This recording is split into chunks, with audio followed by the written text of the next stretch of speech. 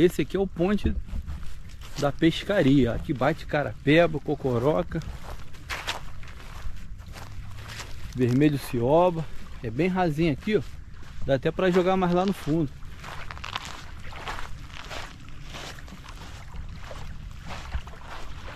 Excelente vir com tempo assim, né? O vento fraquinho. Vale a pena.